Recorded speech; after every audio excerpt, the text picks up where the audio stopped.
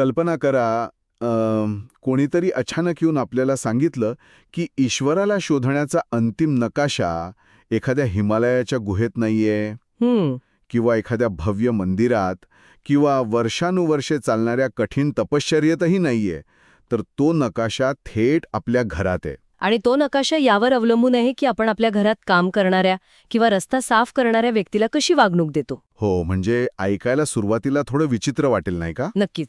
कारण आपण नेहमीच सर्वोच्च सत्याचा किंवा ईश्वराचा शोध अत्यंत दूर कुठेतरी घेण्याचा प्रयत्न करत असतो. अगदी. म्हणजे एखाद्या आजाराच्या एक्सरेमध्ये जसं डॉक्टर बोट ठेवून सांगतात ना की इथेच मूळ समस्या आहे, तसा अध्यात्मातही आपल्याला एक अचूक नकाशा हवा असतो. हो, एक स्पष्ट दिशा हवी असते आपल्याला. बरोबर.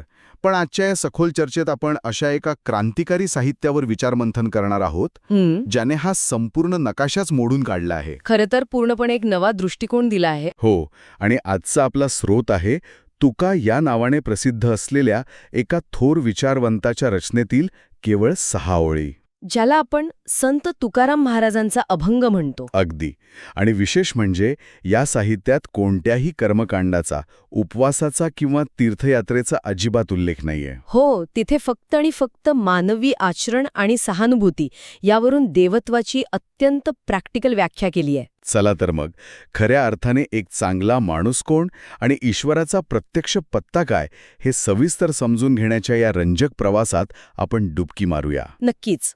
आणि या साहित्याकडे वळण्याचं सर्वात मोठं कारण म्हणजे हे शब्द वरवर पाहता जितके साधे वाटतात ना, त्यांच्या मुळाशी मानवी मानसशास्त्र आणि समाजाच्या रचनेचं तितकंच सखोल विश्लेषण दडलेलं आहे. म्हणजे ते फक्त धार्मिक साहित्य नाहीये? अजिबात नाही. आपण नेहमी देवत्वाला एका विशिष्ट चौकटीत बंदिस्त करून ठेवतो.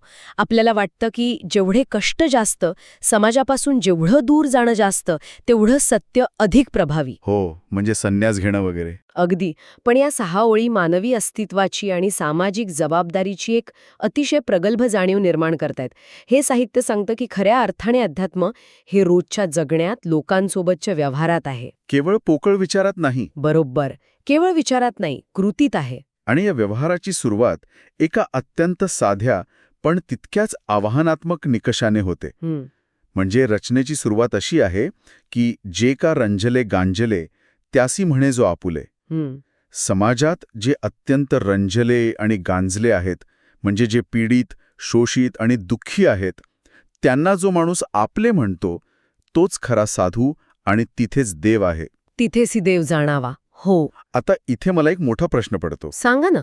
म्हणजे बघा, रस्त्याने जाताना एखादा निराधार माणूस दिसला तर आपण खिशातून काही पैसे काढून देतो, त्याला आपण सहानुभूती किंवा सिंपथी म्हणतो. बरोबर आहे. पण इथे शब्द वापरलाय आपले म्हणणे. जर मी प्रॅक्टिकल विचार केला तर रस्त्यावरच्या प्रत्येक दुःखी माणसाचं दुःख जर मी स्वतःच्या अंगावर घेतलं, त्यांना माझं मानलं, तर मी स्वतः मानसिक आणि आर्थिकदृष्ट्या कोलमडून पडेन ना. बर्नआउटची भीती वाटते तुम्हाला? हो, म्हणजे माझं बर्नआउट होईल. मग हा विचार प्रत्यक्षात कसा काय शक्य आहे? हा अत्यंत रास्त प्रश्न आहे. आणि इथेच नुसती सहानुभूती आणि प्रत्यक्ष जबाबदारी यातील एक पुसटशी पण अत्यंत महत्वाची रेषा आपल्याला समजून घ्यावी लागते. म्हणजे नक्की काय? म्हणजे असं बघा, जेव्हा आपण एखाद्याला पैसे देऊन पुढे निघून जातो, तेव्हा ती केवळ एक वरवरची कृती असते. हो, आपण 2 मिनिटं थांबतो आणि विसरून जातो. अगदी. आणि त्यात आपला अहंकार सुखावत असतो की अरे वा, मी कोणाला तरी मदत केली, मी किती चांगला माणूस आहे. बरोबर. पण जेव्हा आपण एखाद्याला आपले मानतो तेव्हा तिथे फक्त दया उरत नाही, तिथे जबाबदारी येते. जबाबदारी? हो. स्वतःच्या घरातील व्यक्ती जेव्हा आजारी असते तेव्हा आपण फक्त लांबून वाईट वाटून घेतो का? नाही, अजिबात नाही. आपण रात्रंदिवस एक करून त्यांना संकटातून बाहेर काढतो. रंजले आणि गांजले या शब्दांचा अर्थ केवळ आर्थिकदृष्ट्या गरीब असा नाहीये. मग यात अजून कोण येतं? यात मानसिकदृष्ट्या खचलेले, समाजातून बहिष्कृत झालेले सगळेच येतात. या साहित्याने देवत्वाला एखाद्या तीर्थक्षेत्रातून बाहेर काढून थेट मानवी दुःखाशी जोडले आहे. आणि ते दुःख मुळापासून दूर करण्याच्या कृतीशी जोडले आहे. अगदी बरोबर. इथे स्वतःला जाळून घेण्याची अपेक्षा नाहीये, तर तुमच्या हस्तक्षेपाची, त्या इंटरव्हेन्शनची गुणवत्ता बदलण्याची अपेक्षा आहे. म्हणजे मदतीचा दर्जा बदलला पाहिजे. थोडक्यात सांगायचं तर अध्यात्माला व्यक्तिगत स्वार्थाच्या किंवा स्वतःच्या मुक्तीच्या पातळीवरून काढून थेट समाजाच्या भल्यासाठी वापरण्याचा हा विचार आहे. हो, मुक्ती स्वतःपुरती मर्यादित ठेवायची नाहीये. पण एक सांगा, नेहमी दुसऱ्यांच्या दुःखात सहभागी होणं, त्यांचं दुःख आपलं मानणं, यासाठी माणसाची मानसिक अवस्था कशी असावी लागते. हा एक खूप महत्वाचा पैलू आहे. कारण रोज जगात इतकं दुःख पाहून माणूस कठू किंवा निगरगट्ट होऊ शकतो. याचं उत्तर मला वाटतं पुढच्या ओवीत दडलेलं आहे. मृदू सभाय नवनीत ही ओवी. हो, जिथे लोण्याचं रूपक वापरलंय. असं म्हटलंय की सज्जनांचं चित्त हे आतून आणि बाहेरून लोण्यासारखं मऊ असतं. आता लोण्याचं साधं भौतिकशास्त्र आपण पाहिलं तर त्याला थोडीशी उष्णता लागली तरी ते वितळतं. लगेच वितळतं. म्हणजे दुसऱ्याचं दुःख पाहून या माणसाचं मन वितळतं असा याचा अर्थ घ्यायचा का? निश्चितच. पण या लोण्याच्या रूपकामागे एक अतिशय सुंदर मानसशास्त्रीय प्रक्रिया आहे, जी आपण समजून घेतली पाहिजे. मानसशास्त्रीय प्रक्रिया ती कशी? म्हणजे बघा, लोणी काही एका क्षणात तयार होत नाही. दुधावर अनेक प्रक्रिया होतात, त्याला विरजण लागतं, त्याचं दही होतं आणि सर्वात महत्त्वाचं म्हणजे त्याचं प्रदीर्घ मंथन होतं. एक प्रचंड घुसळण होते. अगदी माणसाच्या आयुष्याचंही असंच आहे. जीवनात जेव्हा संकटांचे, दुःखाचे, फसवणुकीचे किंवा अपयशाचे प्रसंग येतात, तेव्हा हे एक प्रकारचं मानसिक मंथन असतं. हो, आपण सगळेच त्यातून जातो. आणि सामान्य माणूस या घुसळणीतून बाहेर येताना अनेकदा कठोर, संशयी किंवा निगरगट्ट बनतो. तो स्वतःभोवती एक भिंत उभी करतो. स्वतःच्या संरक्षणासाठी. बरोबर. पण जो खऱ्या अर्थाने प्रगल्भ आहे, तो या सर्व आघातांमधून जाताना कठू होत नाही, तर तो अधिक संवेदनशील होतो. त्याच्या मनाचं लोणी तयार होतं. वाव, हे खूपच सुंदर आहे. दुसऱ्याच्या दुःखाची थोडीशी धग लागली तरी ते मन पाझरतं. ते कठोर होत नाही. आणि यात मला सर्वात भारी वाटलेला शब्द म्हणजे सबाह्य. सबाह्य म्हणजे आत आणि बाहेर दोन्हीकडे. हो, हा शब्द खूप वजनदार आहे इथे. कारण आजच्या आधुनिक जगात आपण पाहतो की लोक स्वतःची एक खूप मोठी इमेज किंवा प्रतिमा उभी करतात, ज्याला आपण आजच्या भाषेत PR किंवा पब्लिक रिलेशन्स म्हणतो. अगदीच. सोशल मीडियाचा जमाना आहे. हो ना. बाहेरून सोशल मीडियावर खूप दातृत्ववान असल्याचा देखावा असतो, कॅमेरे लावून मदत केली जाते, पण आतमध्ये स्वार्थ, अहंकार किंवा प्रसिद्धीची प्रचंड लालसा असते. दिखारेपणा असतो खूप. पण इथे मात्र लोण्यासारखं असणं अपेक्षित आहे. म्हणजे जसं लोणी बाहेरून मऊ आहे तसंच ते कापल्यावर आतूनही मऊच असतं. अगदी तसंच. तिथे आत एक आणि बाहेर दुसरं असा दुटप्पीपणा नसतो. सज्जन व्यक्तीच्या वागण्यात आणि विचारात अशीच एक वाक्यता आणि पारदर्शकता असते. म्हणजे लपवण्यासारखं काहीच नसतं. हो. आज जशी करुणा आहे तशीच कृती बाहेर दिसते. दिखाव्यासाठी असलेली सहानुभूती इथे पूर्णपणे बाद ठरते. कारण खऱ्या कसोटीच्या वेळी ती टिकत नाही. बरोबर. कारण तुम्ही जगाला फसवू शकता, पण जेव्हा प्रत्यक्ष संकटाची वेळ येते तेव्हा तुमचं खरं रूप समोर येतच. म्हणूनच सबाह्य हा शब्द या मानसिक शुद्धतेचा सर्वात मोठा निकष आहे. हा विचार आपल्याला खरंच खूप अंतर्मुख करतो. पण जर मन आतून आणि बाहेरून मऊ असेल तर त्याचा प्रत्यक्ष जगात परिणाम काय होतो? इथून पुढचा भाग मला अधिक आव्हानात्मक वाटतो. कारण पुढे असं म्हटलंय की ज्यासी अपंगिता नाही त्यासी धरी जो हृदयी. ज्यांना जगात कोणताही आधार नाही. हो, ज्यांचा कुणी वाली नाही, अशा निराधारांना तो माणूस थेट आपल्या हृदयात सामावून घेतो.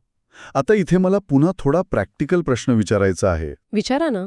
समाजात ज्यांना कोणीही स्वीकारत नाही, जे पूर्णपणे प्रवाहाच्या बाहेर फेकले गेले आहेत, त्यांना थेट आपल्या जवळ करणं, हृदयात स्थान देणं, हे समाजाच्या प्रवाहाविरुद्ध जाण्यासारखं नाही का? नक्कीच आहे. यात तर खूप मोठा धोका आहे. लोक तुम्हाला वाळीत टाकू शकतात. हा, अत्यंत महत्वाचा मुद्दा तुम्ही मांडलात.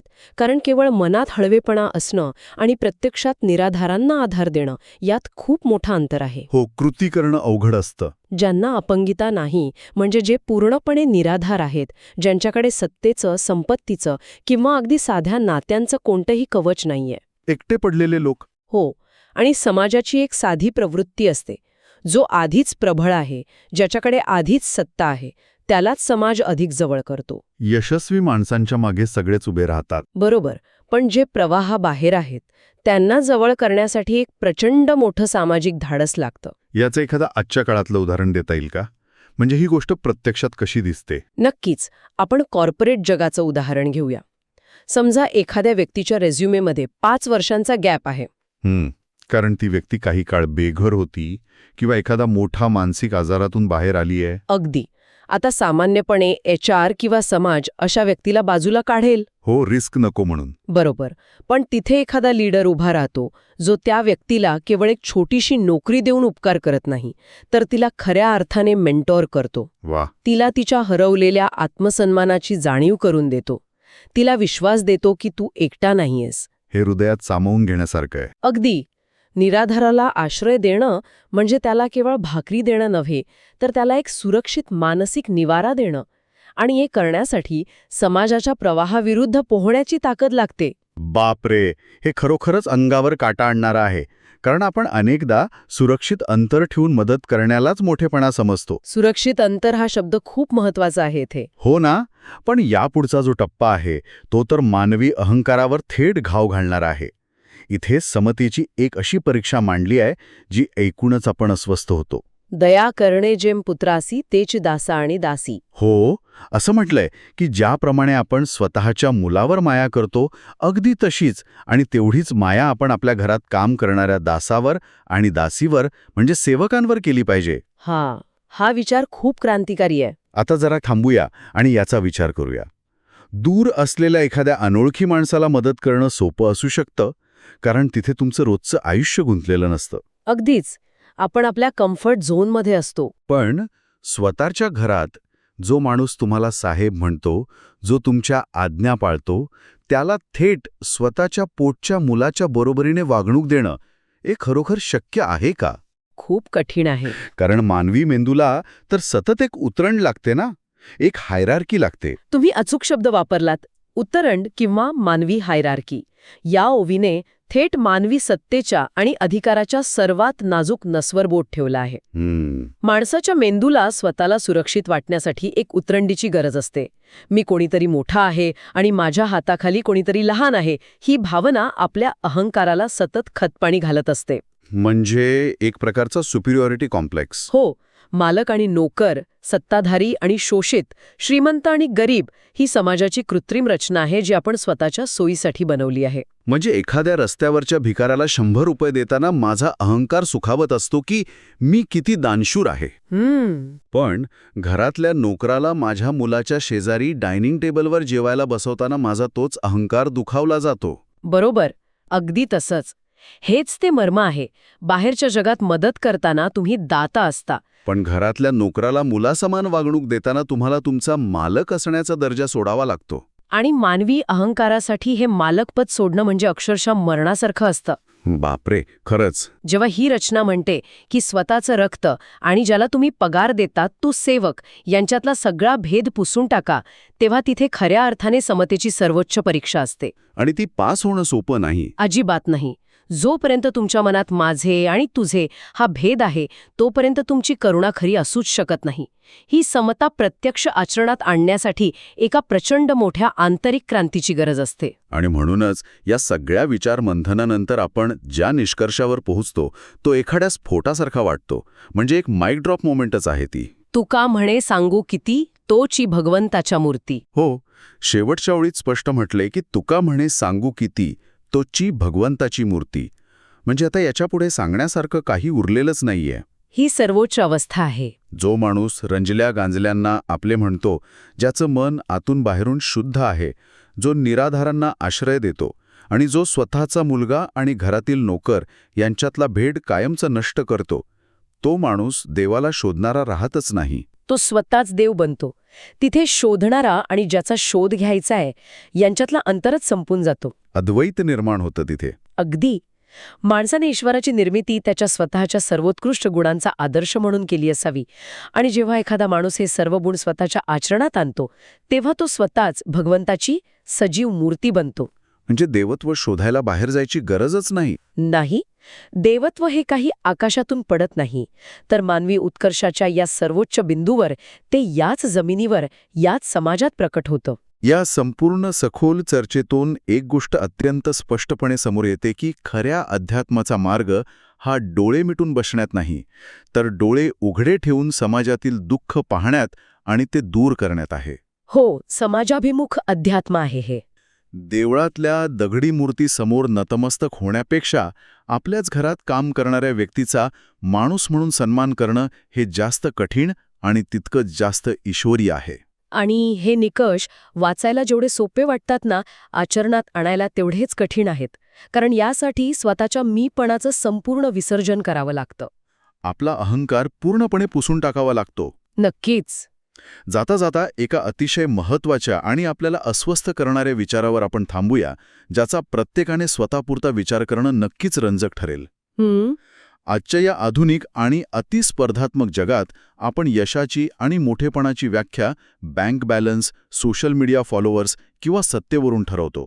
हो, आपले निकष खूप उथळ झालेत. पण जर असं मानलं की एखाद्या माणसाचं श्रेष्ठत्व आणि त्याचं अध्यात्म हे केवळ एकाच निकषावर मोजलं जाईल, आणि तो निकष म्हणजे तो माणूस समाजातील सर्वात दुर्बल, शोषित आणि त्याच्या हाताखाली काम करणाऱ्या घटकांना कशी वागणूक देतो, तर आजच्या काळात चांगुलपणाची आपली व्याख्या किती मुळापासून बदलून जाईल. पूर्णच बदलून जाईल. जे लोक आज आपल्याला खूप मोठे वाटतात ते या निकषावर कुठे उभे राहतील? या एका अंतर्मुख करणाऱ्या प्रश्नासह आजची ही सखोल चर्चा आपण इथेच थांबूया.